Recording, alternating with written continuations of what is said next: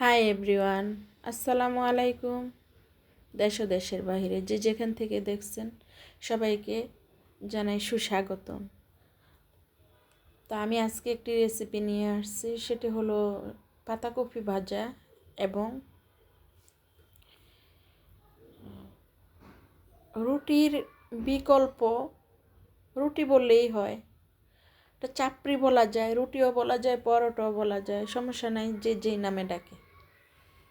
তো আমি এখানে কিছু পাতাকপি কুচি করে হালকা হলুদ লবণ দিয়ে সিদ্ধ করে নিয়ে পেঁয়াজ কাঁচামরিচ কুচি তেলের সাথে ভেজে লাল লাল করে দিয়ে দিয়েছি। দিয়ে আমি একটু নেড়েচেড়ে উল্টে পাল্টে সুন্দর করে একটু ভাজি করে নেব। তো ভাজিটা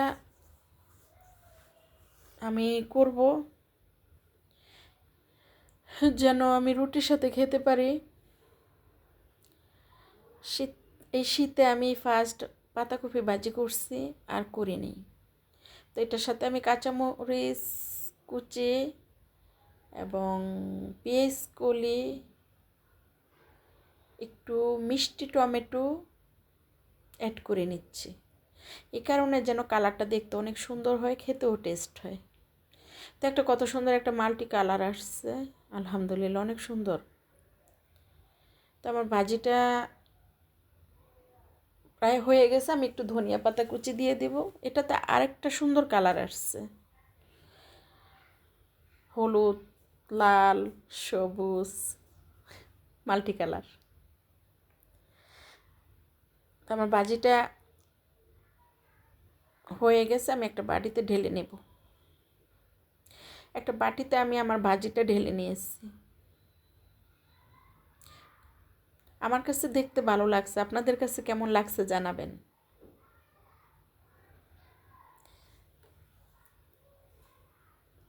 তো এখন আমি একটা পাত্রে কিছু আটা নেব, একটু বেশি করেই নেব,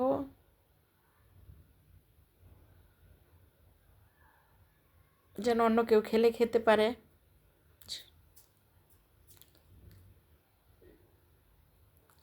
আটাটার সাথে আমি একটু স্বাদ মতো লবণ দিয়ে দিব।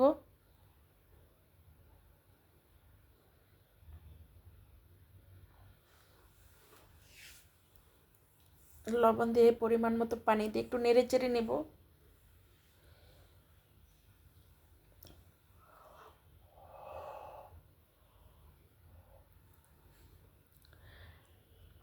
পাত্রটা ছোট হয়ে গেছে, একটু কালারের জন্য একটু হলুদ গুঁড়া দিব, সামান্য একটু মরিচের গুঁড়া, একটু ধনিয়ার গুঁড়া। আগে দেওয়া উচিত ছিল, আমি ভুলে গেছি, অনেক কিছু মনে থাকে না।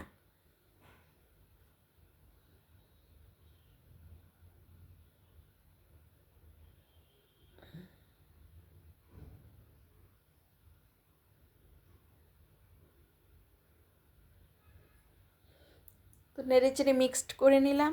এখন আমি একটা ফ্রাই প্যানে চামচের সাহায্যে আমি একটু ঘুরায়া গোল গোল করে রুটির মতো আকৃতি করে আমি বানাই নিব, পরোটা বা রুটি, চাপটি, যাই কিছু বলেন। ফ্রাই প্যানটা গরম হয়ে গেছে।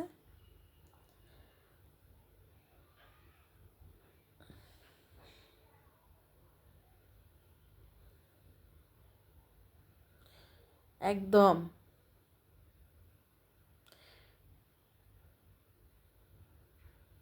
বাংলাদেশটা যেরকম গোল, এরকম আমার চাপড়িটা হয়ে যাবে ওরকম গোল। কত সুন্দর গোল হচ্ছে দেখেন। এটাও একটা আর্ট, এটাও অনেকে চেষ্টা করলে পারবে না। আবার যারা আমার মতো করতে করতে অভ্যস্ত হয়ে গেছে বা এরকম পাকা রাঁধুনি বা গৃহিণী হয়ে গেছে, ওনারা ঠিকই পারবে। একটা ঢাকনা দিয়ে ঢেকে দিলাম, ঢাকনাটা উঠায় একটু উল্টে দেব।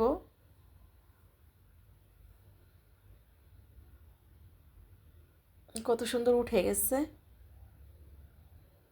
এক ফাঁকে একটু তেল দিয়ে দিলাম, এটা পরোটা হয়ে যাচ্ছে। কে যায় বেলতে কষ্ট করে। তো যাই হোক, আপনারা শুরু থেকে শেষ পর্যন্ত যে যে আমার ভিডিওটা দেখছেন, আপনাদের সবার কাছে আমার একটা অনুরোধ, যদি আপনারা ফেসবুক থেকে দেখে থাকেন তাহলে আমাকে লাইক কমেন্ট শেয়ার করতে ভুল করবেন না, প্লিজ প্লিজ প্লিজ।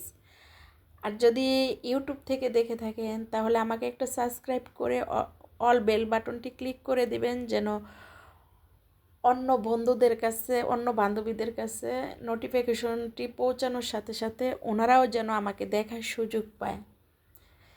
আর যারা অলরেডি এই কাজটা করে ফেলছেন আপনাদের সবাইকে ধন্যবাদ।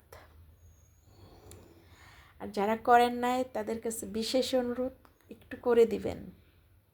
কারণ এখানে দেখা যাচ্ছে 2-1 মিনিটের ভিডিও, কিন্তু এটা যে কত সময়, কত কষ্ট, কত পরিশ্রম, এটা আমার মতো এরকম বিষয় নিয়ে যারা কাজ করে ওনারাই বুঝতে পারে। আর অন্যরা বুঝবে না, কখনোই না, যে এটা কত কষ্ট।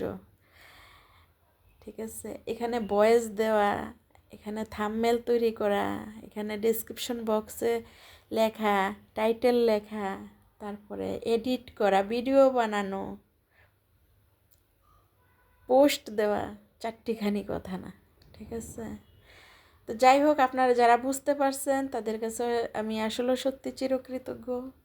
তো ভিডিওটা আমি আজকে আর বেশি বড় করব না, আমার খাবারের ভিডিও আমি আর বেশি নিতে পারবো না, আমার একটু তারা আছে। আপনারা সবাই ভালো থাকবেন, সুন্দর থাকবেন, সুস্থ থাকবেন। বিসমিল্লাহ, আল্লাহ হাফেজ।